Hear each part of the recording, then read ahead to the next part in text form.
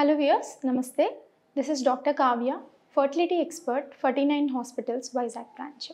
ఈ వీడియోలో మనము యంగ్ కపుల్స్ పెళ్ళి అయిన వాళ్ళు ప్రెగ్నెన్సీ కోసం ట్రై చేస్తున్నట్లయితే ఎటువంటి జాగ్రత్తలు పాటించాలి, ఏమేమి విషయాలు తెలుసుకోవాలి, వాటి గురించి తెలుసుకుందాం. ప్రెగ్నెన్సీ అనేది న్యాచురల్గా ట్రై చేసే వాళ్ళకి మెయిన్ ఏంటి అంటే వాళ్ళు ప్రెగ్నెన్సీ ప్లాన్ చేసుకునే 3 months ముందే వాళ్ళ డైట్ కానీ ఎక్సర్సైజ్ కానీ చేయడం అనేది వెరీ ఇంపార్టెంట్ అనమాట. డైట్ పరంగా వాళ్ళు తీసుకోవాల్సిన ఇంపార్టెంట్ స్టెప్స్ ఏంటంటే ఆడవాళ్ళలో కానీ మగవాళ్ళలో కానీ హెల్దీ ఫుడ్ అనేది బ్యాలెన్స్డ్గా తీసుకోవాల్సి ఉంటుంది. అంటే అన్ని వైటమిన్స్ అన్ని మినరల్స్ మన బాడీకి అందేలాగా డైట్ని ఫాలో అవ్వాల్సి ఉంటుందన్నమాట. ఓకే, అండ్ ఈ తీసుకునే ఐటమ్స్లో ఎక్కువ స్పినాచ్ అంటే గ్రీన్ లీఫీ వెజిటబుల్స్ అనేవి వాళ్ళ డైట్లో ఎక్కువ ఇన్వాల్వ్ చేయడం అనేది మంచిది. ప్రోటీన్ డైట్కి ఎక్కువ వెళ్ళటం అనేది కూడా మంచిది అనమాట. అంటే ఎక్కువ ఎగ్స్, పన్నీర్, ప్రోటీన్ ఉండే ఆల్ కైట్స్ లైక్ రాజ్మా కానీ అన్ని కైండ్ ఆఫ్ పల్సెస్ తీసుకోవచ్చు. అలాగే కొలెస్ట్రాల్ కంటైనింగ్ ఫుడ్స్ అనేవి తక్కువ తీసుకోవడం అనేది వెరీ ఇంపార్టెంట్ అనమాట.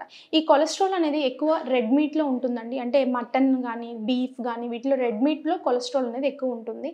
సో మనం నాన్ వెజిటేరియన్స్ అయితే ఏంటి అంటే ఈ మటన్ రెడ్ మీట్ ఉన్న కంటైనింగ్ ఫుడ్ అవాయిడ్ చేసుకుని chicken contains more of protein, fish అనేది కూడా తీసుకోవడం అనేది మంచిదన్నమాట. అలాగే మేడం ఏమన్నా ఎక్సర్సైజెస్ చేయొచ్చా?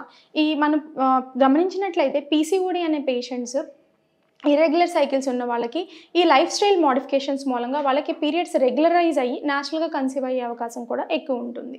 సో ఎక్సర్సైజ్లో మీరు చేయాల్సినవి ఏంటి? మార్నింగ్ వాక్ చేసుకోవచ్చు, ఆర్ జాగింగ్, ఆర్ యోగాస్ చేసుకోవచ్చు, అండ్ జిమ్కి కూడా వెళ్ళటం. జిమ్కి వెళ్ళడం కష్టమైనట్లయితే మనం ఇంట్లో చేసుకోగలిగేవి ఈజీగా ఆసనాలు చేసుకోవడం అనేది మంచిదన్నమాట.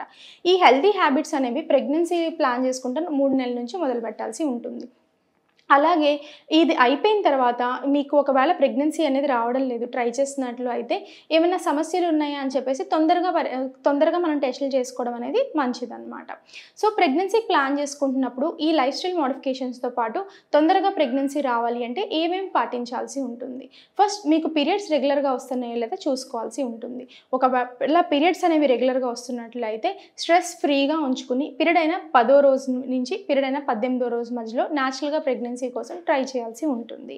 ఇన్ కేస్ ఈ టైంలో కూడా మనకి స్ట్రెస్ అనేది కలుగుతున్నట్లు ఎగ్ రిలీజ్ అవుతాన్ని ఎలా తెలుసుకుంటారు అంటే, 1 వచ్చేసి మనం ఇంట్లోనే తెలుసుకోవాలి అంటే ఏంటి అంటే వై డిశ్చార్జ్ అనేవి ఎక్కువ అవుతున్నప్పుడు ప్రెగ్నెన్సీ అనేది వచ్చే అవకాశం అనేది ఎక్కువ ఉంటుందన్నమాట. అంటే మనం ఆడవాళ్ళు సైకిల్స్లో కానీ వాళ్ళు చూసుకున్నట్లు అయితే ప్రెగ్నెన్సీ వచ్చే టైంలో కొంచెం స్లైమీగా వై డిశ్చార్జ్ అనేది అవుతుంది. అంటే ఆ టైంలో ఎగ్ రిలీజ్ అవుతుందని అర్థం.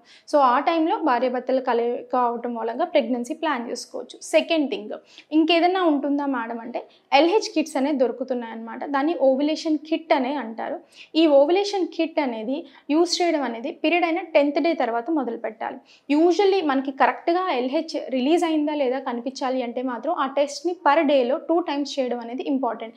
సింగిల్ టైంలో చేస్తే కొన్నిసార్లు ఎల్హెచ్ అనేది సర్జ్ డిటెక్ట్ అవ్వకుండా ఉండటం కూడా ఉంటుంది. అంటే ఎగ్ రిలీజ్ అవ్వడం అనేది ఐడెంటిఫై అవ్వకపోవడం అనేది జరుగుతుంది అనమాట.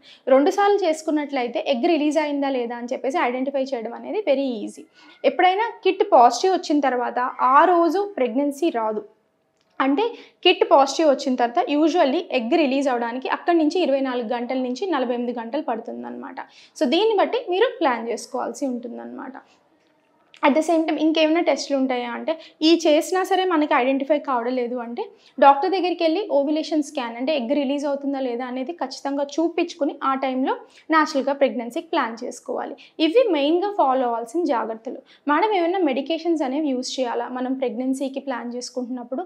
ఫోలిక్ యాసిడ్ అంటే ఏంటి, అది కంపల్సరీ తీసుకోవాలా అని చెప్పేసి ఇది ప్రీ ప్రెగ్నెన్సీ మెడికేషన్స్గా కొన్ని మెడిసిన్స్ అనేవి ఇవ్వడం అనేది జరుగుతుందండి. దాంట్లో భాగంగా ఫోలిక్ యాసిడ్ అనే ట్యాబ్లెట్ని ప్రెగ్నెన్సీ కావాలనుకుంటున్న మెయిన్లీ ఫీమేల్స్కి ముందు నుంచే ప్రొవైడ్ చేయడం అనేది జరుగుతుందన్నమాట. ఈ ఫోలిక్ యాసిడ్ అనేది ఒక వైటమిన్. దీని మూలంగా ఏంటి అంటే బేబీకి న్యూరల్ డెవలప్మెంట్లో అనేది ఇది హెల్ప్ అవుతుంది. కాబట్టి ఒక 3 months ముందు నుంచి మనం ఫోలిక్ యాసిడ్ మొదలు పెట్టచ్చు.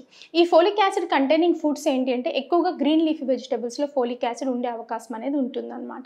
ఇంకేమైనా తీసుకోవాలా అంటే జనరల్లీ ఏంటి అంటే వైటమిన్ డి అనేది కూడా ప్రెగ్నెన్సీకి ఎంతో ఇంపార్టెంట్. సో కొంతమందికి వైటమిన్ డి డెఫిషియన్సీ అనేది ఐడెంటిఫై చేయడం జరుగుతుంది. సో ఈ పర్టికులర్ పేషెంట్కి డెఫిషియన్సీ ఉంది అంటే మనం ఈ వైటమిన్ డి డెఫిషియన్సీని కూడా కరెక్ట్ చేసుకున్న తర్వాత వాళ్ళు ప్రెగ్నెన్సీ ప్లాన్ చేసుకోమని చెప్పడం అనేది బెటర్ అనమాట. Thank you yours.